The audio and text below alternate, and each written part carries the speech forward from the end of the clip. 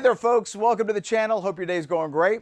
My name is Eric and today we've got a quick little video for all you saloonists out there in regards to inoculating the chamber. This is a question that we get asked quite frequently. Should we do it?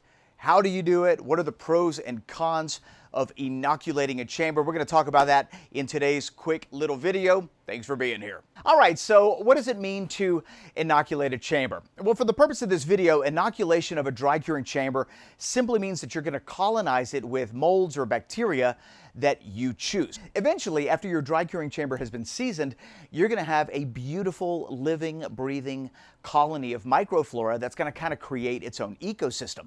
And by inoculating your chamber, you get to kind of pick and choose what bacteria and what mold that you want to thrive inside that ecosystem. All right, so just to be clear, inoculating your chamber is not necessary. As you do more projects, whether it's salami or prosciutto or anything like that, or even cheeses, you're eventually going to create that ecosystem of flora that we were talking about here a second ago.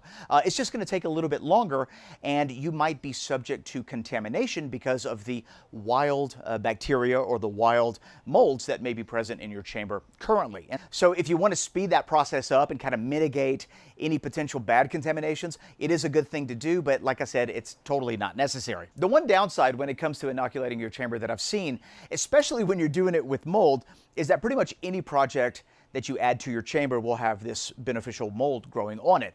And so if you want to make something like a Spanish chorizo that doesn't typically have mold on it, you're going to have to take extra steps to keep the mold from growing on that chorizo.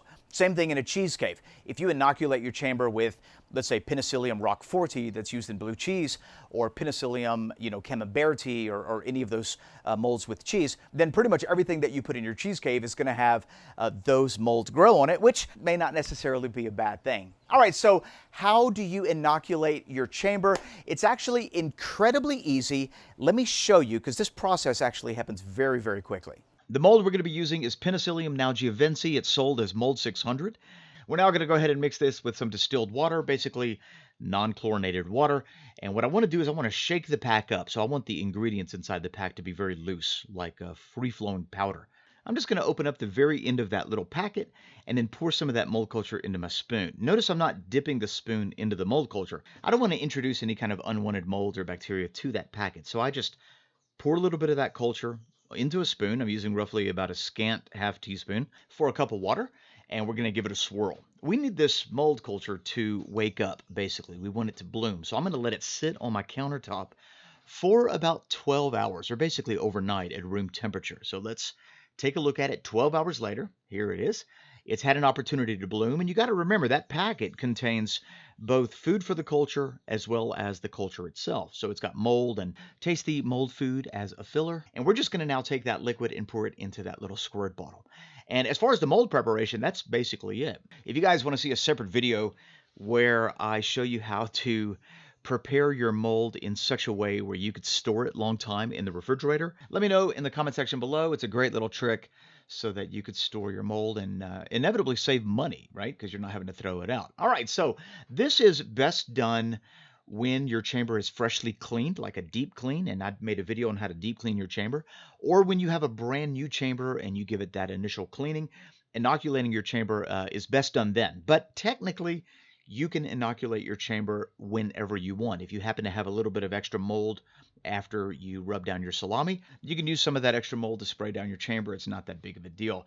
All we're doing to inoculate the chamber is spraying the entirety of the inside with that mold culture. So that was the DIY chamber. This is the dry curing chamber from the sausage maker. I've just cleaned it, and it's now ready. And so the first thing we're going to do before we put any product in here is inoculate it with that mold culture. And although this is totally optional, in my opinion, it's a really good thing to do because it introduces beneficial flora to your chamber, which is only going to benefit your charcuterie as it's drying. And here's an example of what salami should look like after it's been well colonized with that Penicillium nalgiavense mold. Notice we have no unwanted molds on our charcuterie. In my opinion, this is what we should be shooting for, especially if you're just getting started. This right here is going to keep a whole lot of future problems from happening. If you want to see a video dedicated specifically to Mold 600, at the end of this video, I'm going to post a video suggestion. It's going to tell you everything you need to know about that mold. There you go, folks. Super, super easy. And I just want to say this one little thing, because let's say you choose not to inoculate your chamber or not to spray down beneficial mold on your salami or your meat projects when you hang them for whatever reason. You know, maybe you're allergic to penicillin and that kind of mold is not something you can eat. And you don't take any measures to prevent mold from growing, like smoking your projects or even rubbing them down with vinegar. So if that's the road you take, I can guarantee you, as sure as I'm standing in front of you, that mold will grow on your charcuterie. It's just an inevitable fact. And unless you're pretty skilled at identifying fungus, there's a decent chance that you're not going to know whether the mold that's growing on your projects is beneficial or harmful, which is typically why we add beneficial mold, because we know without a shadow of a doubt it's going to be safe, it's going to protect our meat, and it's okay to eat. All right, so just so that you know that, if you guys have any questions about this particular process, I'd love to hear them in the comment section below. If you're new to this channel, take a second and click that subscribe button and that notification bell. We got a lot of really cool content coming down. Celebrate Sausage Season 3, a lot of salami and sausage making videos as we break down the craft of charcuterie, making it very approachable for the home saloonist. Thanks a lot for being here. See you next time. Bye-bye.